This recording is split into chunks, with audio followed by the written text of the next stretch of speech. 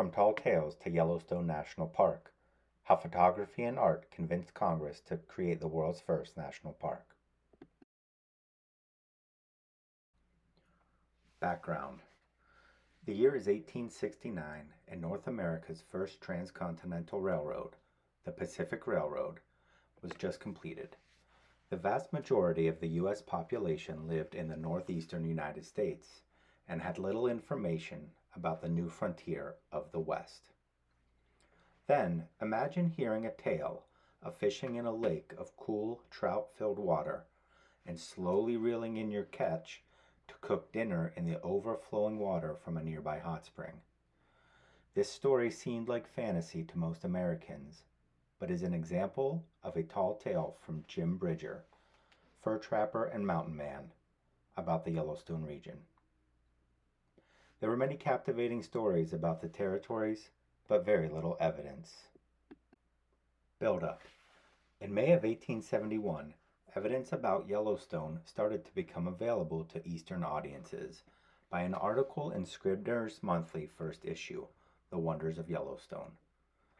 Thomas Moran, a relatively unknown artist, was hired to illustrate the article from explorers' sketches.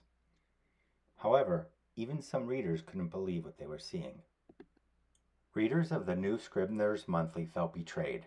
Had not the editors assured them that this new magazine would be a Christian periodical that would truthfully discuss the topics of the day with candor and authority? Surely these images, reproduced in the featured article of the second issue of May 1871, about the newly discovered region called the Yellowstone, could not be authentic. Some of the pictures depicted such bizarre and unearthly geological formations that they had to be the products of the illustrator's vivid imagination. Who was this Thomas Moran? Quote from Page Knox, Journal of Illustration. During this same time period in 1871, Congress appropriated $40,000 for the U.S. Geological and Geographic Survey of the Territories, led by Ferdinand V. Hayden, also known as the Hayden Survey. Hayden took more than 30 scientists, technical personnel, and artists on the survey. The Hayden Survey was able to get within 500 miles of Yellowstone by train. They continued by horse and wagon. The Hayden Survey took William Henry Jackson, photographer, and Thomas Moran, artist. Thesis and main event. In 1871, Ferdinand V. Hayden led the U.S. Geological and Geographical Survey of the Territories. Prior to that time, most of what was known about the frontier of Yellowstone was based on narratives of mountain men like Jim Bridger. The artwork produced during the Hayden expedition from William Henry Jackson and Thomas Moran helped influence Congress to make Yellowstone the first national park, not only in the U.S. but in the world. Today there are 63 national parks and 423 national park sites. Thomas Moran and William Henry Jackson spent more than 40 days in Yellowstone. Jackson's camera equipment weighed more than 100 pounds and took an entire day to carry and set up. Moran would help compose the scene, create watercolor sketches, and keep a diary.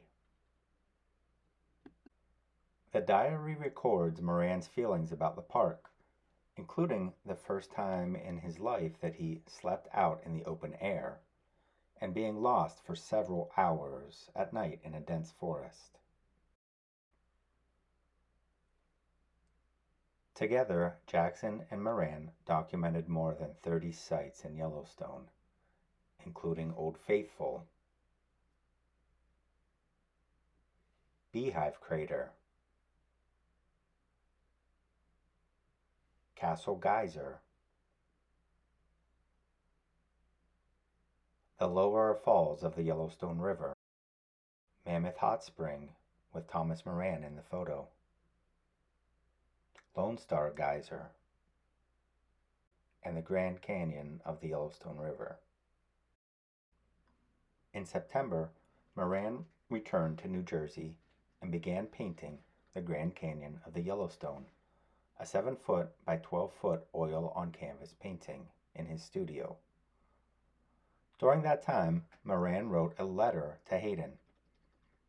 The letter is significant because it shows Moran's concern for bringing an accurate depiction of Yellowstone and the truths of the picture.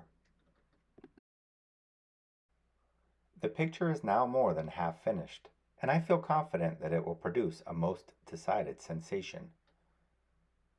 The business of a great painter should be the representation of great scenes in nature. All the above characteristics attach to the Yellowstone region.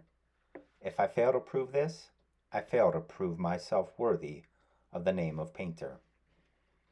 I cast all my claims to being an artist into this one picture of the Grand Canyon, and I am willing to abide by the judgment upon it. All my friends in this region declare that it is already a great success, but I cannot feel confident about it until you have seen it. In fact, I cannot finish it until you have seen it, as your deep knowledge of nature and her workings would make your judgment on the truths of this picture of far greater value to me than that of any other man in the country. Letter from Thomas Moran to Ferdinand Hayden. Ferdinand V. Hayden had returned to Washington in October 1871 and was sharing preliminary evidence from the survey like this map. Only 2 months later, on December 4th, 1871, Congress enacted a law that established Yellowstone as the first national park in the U.S. and the world. The act includes some language that is still used today by the National Park Service as a public park or pleasuring ground for the benefit and enjoyment of the people. In June 1872, Congress bought Moran's painting for $10,000 and displayed it at the Capitol building. Moran went back to Yellowstone and the Grand Canyon.